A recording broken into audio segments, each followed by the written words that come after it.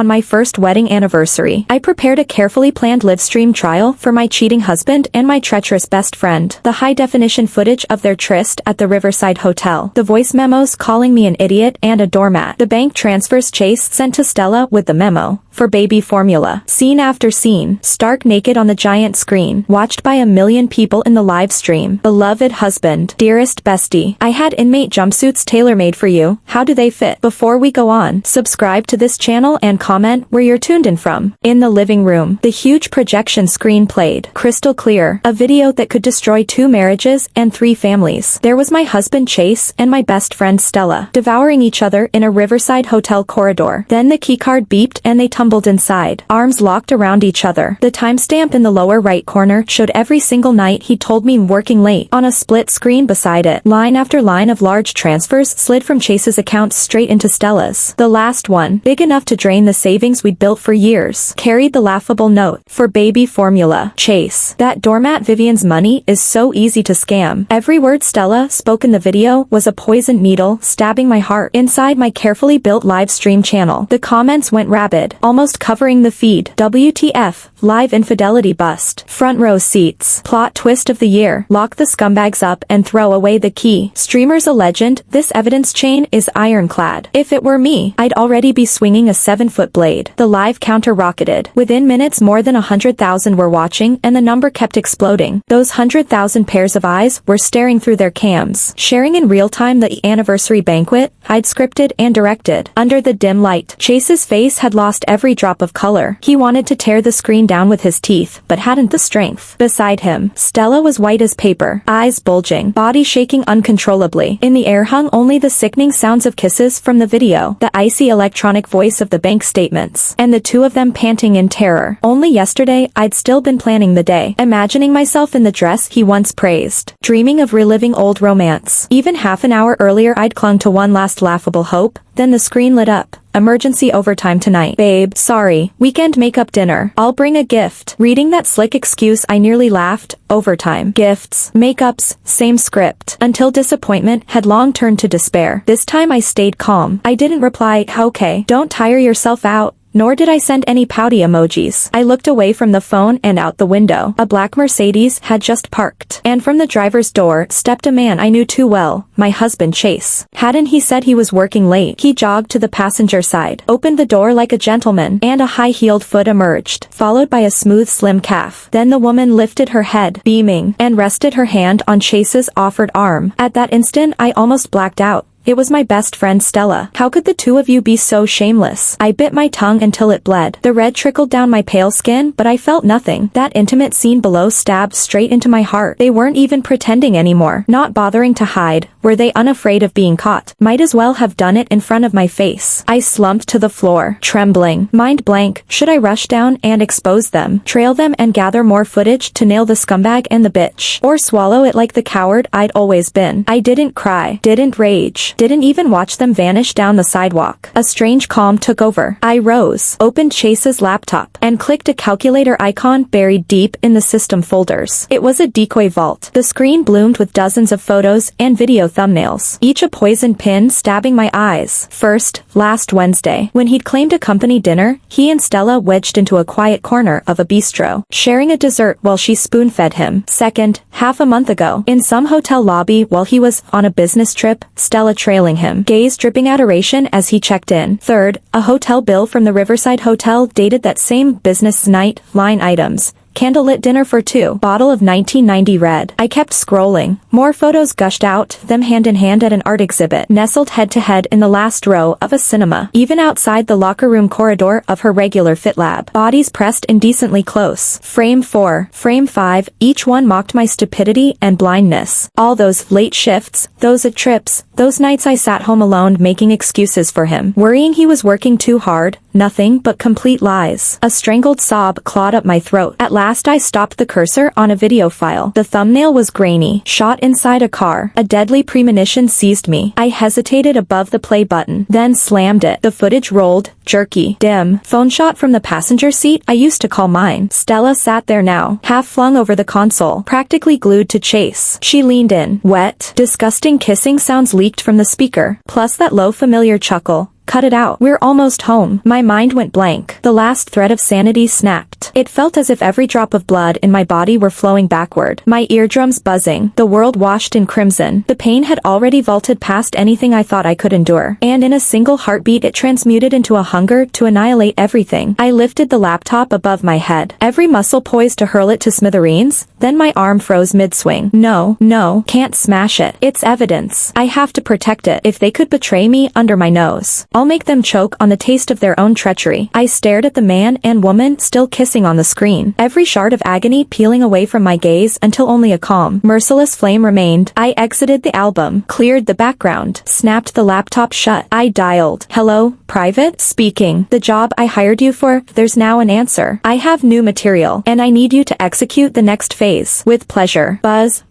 The phone rattled on the vanity. The name that flashed coiling up like a viper. Stella. Just seeing it turned my stomach. How dare she? How dare she call now? Barely 5 minutes ago I'd watched my lifelong best friend lace her fingers through my husband's arm and accept, without a flicker of guilt, the devotion that was meant for me. I swallowed the acid rising in my throat and slid to answer. Hey, Viv. Her voice, sickly sweet, pitched an octave too high, slithered into my ear. What are you up to? Aren't you busy crafting tonight's super romantic anniversary dinner? I couldn't reply. Every syllable sounded dipped in fake honey. My eyes shifted to the framed photo pinned beside the mirror, me beaming like the world's happiest fool in the crook of that man's arm. Tonight that same arm is wrapped around my best friend. Wake up. Some cold inner voice kept the last sliver of my sanity anchored.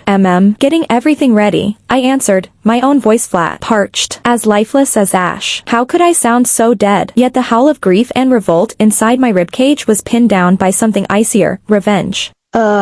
Chase, she continued. Performance perfect. No matter how crazy work gets. He can't ditch the most important date of the year. I can't stand watching this. I could almost see her pouting, probably shooting Chase a smug conspiratorial smirk. Both of them savoring how expertly they played me for a fool. Yeah. I went along, gentle, reassuring. He just messaged, has to pull an all-nighter, won't be home. I even tacked on a soft, defeated sigh. Seriously, that's awful. Her pitch jumped in theatrical outrage. Cooking for one is so lame. Skip it. Come out. Let your girl cheer you up. I know a brand new bar that's amazing. See, help arriving right on cue. Did they need me gone so they could use my house? Or did she crave the satisfaction of witnessing my meltdown up close? No thanks, Stella. Slowly, evenly, I dropped the bomb.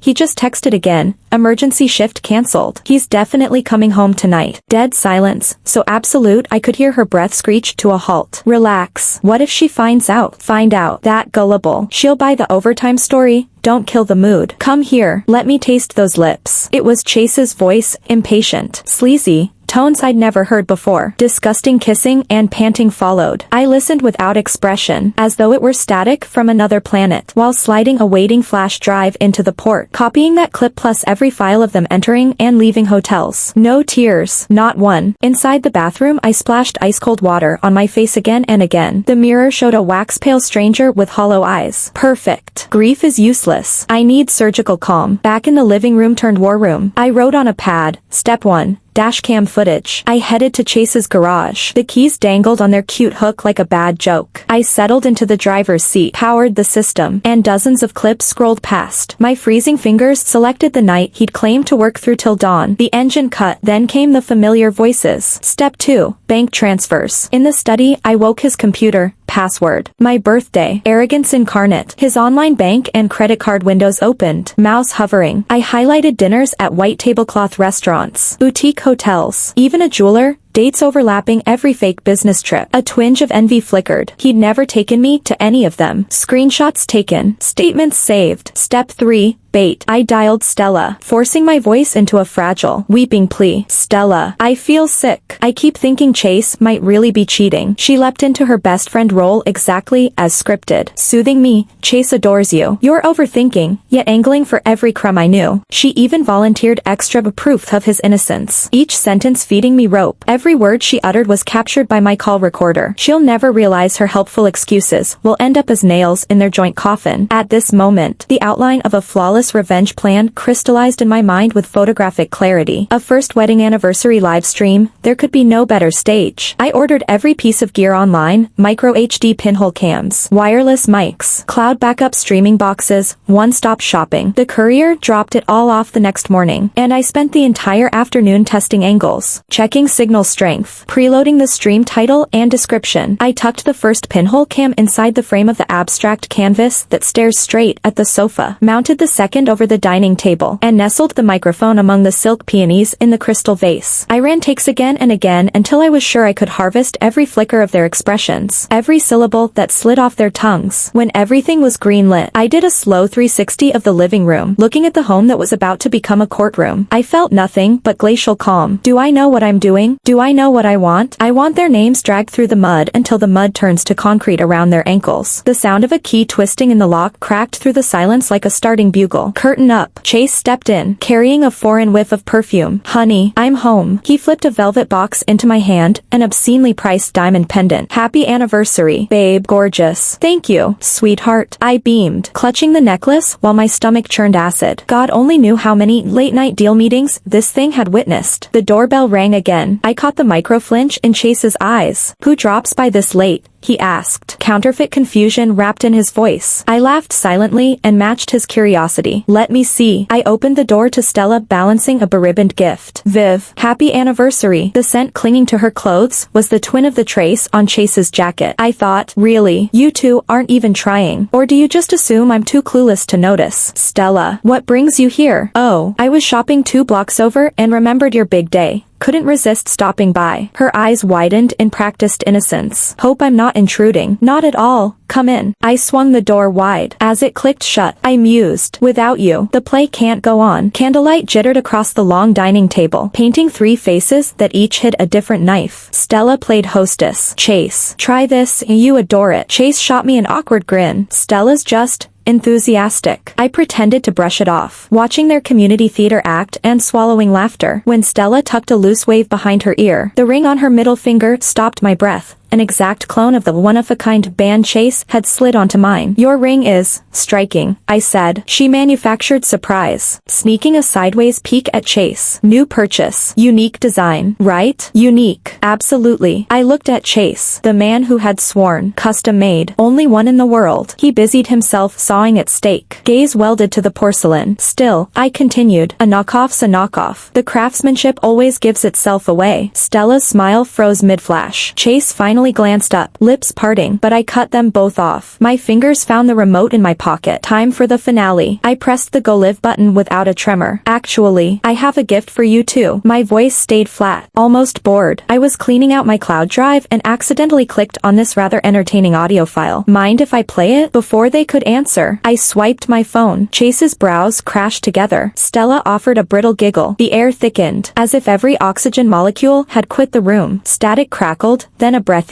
crystal clear voice spilled from the speakers, each syllable a needle dipped in venom. Ah. You're so impatient. What if she finds out? Next came Chase's sleazy baritone. Find out. That gullible. She'll buy another late at the office line. Baby, don't kill the mood. You're awful. More sloppy kisses. More panting. Chase erupted from his chair like a wounded animal. Vivian, what the hell is this? You faked a clip to frame me? His voice cracked between fury and fear. Where did you get that? Stella launched her Oscar bid on cue, tears on tap, chin quivering at perfect frequency. Viv, how could you? How could you even think we'd? She eyed my blank stare and piled it on. That's deep fake software, isn't it? Someone's trying to sabotage us. You can't fall for it. Chase and I are innocent. She sobbed prettily. The picture of wronged innocence. I watched the two of them, one spitting mad, one a collapsed damsel, reciting lines as though they'd rehearsed for weeks. The sight only fueled the bonfire in my chest. Fake. Edited? I let out a soft laugh. Should I cue up the dashcam footage that shows you two hopping in and out of the car? Timestamps included. And throw it on the big screen for comparison? The words hit like lightning. Chase locked up mid-lunge. Stella's crying ceased as if someone had yanked her power cord, leaving only dry hiccups. face. Chase snatched the crystal vase and hurled it at the projector. I'll trash your little sideshow. Stella's gaze scythed across the room, landing on the canvas with its hidden lens. She shrieked and lunged to rip the frame off the wall. My pulse skipped. This can't collapse before the encore. I stepped straight toward Chase. Vase still raised. Voice slicing upward. Go ahead. Smash it. Do it while a few thousand viewers watch you implode live. Both of them froze as if someone had pressed pause. Few thousand, Stella squeaked. Complexion bleaching to paper. Why else live stream? I advanced, driving the number home. You thought you'd get a private negotiation. Again, while the figure thousands detonated in their skulls. I backed up a step and tapped the remote. That audio was only the appetizer. My amplified voice echoed through the living room. And now, for the main course. Second bombshell, the hotel video. The light on the huge projection screen flicked, and crystal clear hallway surveillance footage appeared. A timestamp, too small to read, hovering at the top. It was the very night Chase had claimed he was out of town on business. In the frame, Chase's arm circled Stella's waist. They staggered toward a room door like one body with two heartbeats. Stella was practically glued to him, head tilted to whisper in his ear, making him duck and laugh. At the door his wandering hand gave her backside an intimate squeeze. She giggled, slapped the hand away, produced a key card, a soft beep, and they disappeared inside, still entwined. The clip hit harder than any voice memo. It was a branding iron, searing the word adultery onto every retina in the room. The live stream's headcount rocketed, from a few thousand to more than 100,000 in the blink of an eye, pushing 200 and still climbing. Comments flooded the screen so fast they overlapped. This is how you punish a cheat, scumbag and homewrecker. Nowhere to hide. This woman doesn't mess around. Respect. In the old days, they'd be hogtied and tossed in the lake. Some viewers started rallying others to dox the pair and plaster their faces across the internet, promising to avenge the wronged wife. Others typed, worst betrayal imaginable. I've seen husbands stray, but with the best friend, she got played for a fool. It's fake, AI face swap. Chase screamed, half crazed. Stella couldn't speak. She just stared, shaking so hard her teeth rattled. I rolled out the third bomb, the money trail. No pause, no mercy. The screen cut again. Cold, tidy rows of bank transfers filled the display. October 30th last year. Tiffany diamond pendant, $87,000. Pay, Stella. January 17th, Riverside Hotel, $5, $600. Dinner for two. March to May, 4 wires totaling $420. Memo, project investment. With every line I read, their faces lost another shade of color. Then I zoomed in on the newest entry. Last week, $2 million. Same recipient. Memo, prenup escrow. I set the clicker down, my own face stone gray, eyes like ice picks. Chase. What kind of project investment routes through my best friend's personal account? What kind of premarital asset needs to be siphoned behind my back into her name? The evidence came in combinations, jab, hook, uppercut, each punch heavier, deadlier than the last. Audio to expose affection, video to catch adultery, ledgers to break the heart. I glanced at the counter, over 1 million viewers now. Chase folded, dropping to his knees with an animal howl, every shred of poise and polish blown to bits by hard proof. Stella melted into the carpet, mascara and snot streaking her cheeks, whimpering, we're finished. All ruined. I watched their swagger flip to flounder, 2 fish gasping on a dock, and the cold fire in my chest finally roared. A sweet, annihilating heat, but it still wasn't enough. I walked to the framed print, slid out the pinhole cam hidden behind it, and aimed the lens at their lowest moment. Close-ups of Chase cowering. Stella collapsed, then turned to the lens myself, to the unseen million burning on the other side. Calmly I said, friends of the live stream, the evidence is complete. Time to ring down the curtain. Just then, outside the window, an approaching siren cut the night like a scalpel. Louder, nearer, until my skin vibrated. The sound froze Chase and Stella like specimens. They huddled in the corner, all bluster gone, eyes round with terror. I strolled to the armchair, lifted a tote I'd parked there, every scene rehearsed 100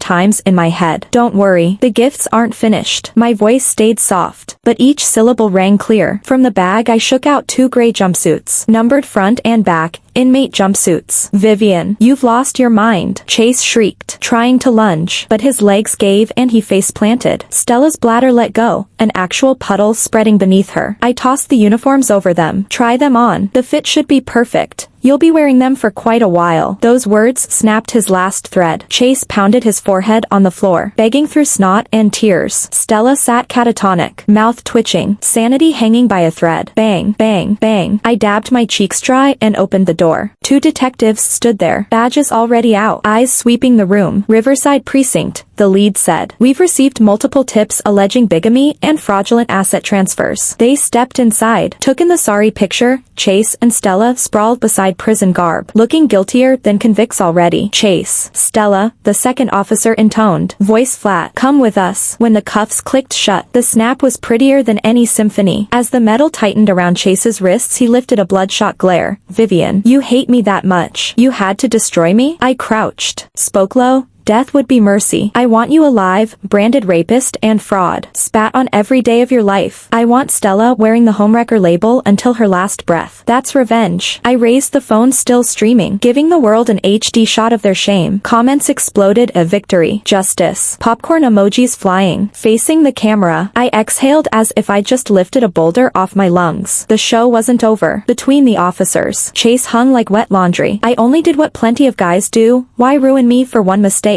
Looking at his pitiful yet detestable face, I almost laughed, still asking why. I stepped forward 2 paces. The detectives paused in perfect sync, giving him space to hear every syllable. Chase, cheating is wrong, but it isn't a death sentence. I raised my voice. Then tell me, while you were spending my money, plotting how to snatch my premarital condo, what exactly do you call that? A flash of shame flickered in his eyes, the kind that erupts when the truth is flayed open. Think that anonymous email sent itself? My tone was low, yet each word swung like a sledgehammer against his chest. It came from Stella's ex. He caught you too, and on a whim he mailed those photos to me. Honestly, I should thank him for ripping off the final veil. Stella's face collapsed into disbelief at the sound of his name. And those bank transfers of yours? I turned to her, voice dropping colder. Bestie, did you really believe they were seamless? You forgot how much you love flaunting bags and watches on Instagram. The price of every purse never matched the mysterious deposits in your account. I simply posed as a rich housewife chatting about investments, coaxed you a little, and you yourself bragged, clear as crystal, about how you sweet-talked Chase into wiring you cash. Stella's complexion drained to paper. Her lips trembled like she'd stuck a finger in a socket. Chase stared as if meeting me for the first time, terror soaking his gaze. Maybe he'd never imagined the woman he mocked as gullible could calmly unearth so much dirt. Now you finally get it. I studied their almost hopeless expressions. I didn't set out to destroy you. You did it to yourselves. Step by step. The moment you betrayed me. You should have foreseen this day. The detectives stopped waiting. They hauled them toward the exit. Chase didn't resist, head sagging, looking exactly like a beaten cur. I turned, picked up the still streaming phone. 6 million viewers and climbing. Comments scrolled too fast to read, all screaming Queen slayed, revenge masterclass. I bowed slowly to the camera. Thank you for being my witnesses, I said, voice hoarse yet lighter than ever. The show is over. A soft tap of my finger. The screen went black, and the world, at last, fell silent. Defendant Chase, guilty of bigamy and embezzlement, sentenced to 7 years. Defendant Stella, guilty of bigamy and concealing criminal proceeds, sentenced to 4 years. Black letters on white paper, terse and cold. Months later, a thick craft mailer arrived at my door. No return address, only my name typed on the label. I slid it open with scissors. No note inside, just a thin stack of pages. The first was a photocopy of the verdict cover sheet. Court judgment for husband Chase and best friend Stella. Those sheets felt like a final accounting after autumn, placing a legal, absolute period on the sham of my marriage and friendship. I carried the pages to the window. Sunlight blazed, so bright it almost hurt my eyes. I'd expected fireworks of triumph, or at least a deep exhale of relief, but strangely my heart was calm. A late autumn lake without a ripple. 7 years. For years, those digits represent the prime of 2 young lives now to be burned away behind bars, and the trajectories of the 3 of us, on that live stream night, shattered completely, spinning toward opposite, irreversible destinies. I slid the verdict back into its envelope and tucked it into the bottom drawer of my desk, amid files that no longer mattered, sealing away the rot of the past. My life had turned the page for good. My small boutique agency sits on a corner in Riverside. Modest space, great light, a raw wood desk, a few drooping plants I seldom tend, no art on the walls, only blank space, and I like it that way. I pour myself a glass of water, lean at the window, watch the courtyard below, people rushing, people cradling coffees and gossip, each living inside their own story of joy, sorrow, birth, death. The viral storm I unleashed months ago has been buried under fresher scandals. Occasionally some clickbait listicle resurrects the toughest wife of the year meme, but the heat fizzles in hours. The internet forgets. Life keeps rolling. I funded this compact agency with the very money Chase tried to hide during the divorce. Business is steady rather than spectacular, yet every dollar I earn is clean and mine. Now and then, a woman with shadows under her eyes will visit, beating around the bush to confirm I'm that Vivian on TV, then whisper questions about collecting evidence. I answer politely that this is a legitimate branding firm and suggest they consult a lawyer. I'm no guru of vengeance. I simply want an ordinary restart. I chopped my hair to a pixie cut. Sharp, low maintenance, a brand new silhouette. The stylist asked twice if I was sure. I said absolutely, because what fell to the floor wasn't just hair, but the sticky, deceit-laden past. In the mirror my gaze looks clearer, tougher. Today's assignment, a campaign pitch for a local startup. I open my laptop. Lines of text shimmer, hungry for attention. Hours vanish in concentration. When I next look up, dusk has painted the room honey gold. I shut the computer and begin packing for home. My phone pings, new email, sender unknown, subject line, screenwrites offer for the adjudicator. I freeze. The adjudicator is the nickname netizens gave me after the broadcast, something I've never acknowledged. Skimming. I see a studio wants to adapt my story into a limited series and asks to meet. I hover, thumb brushing the touchpad.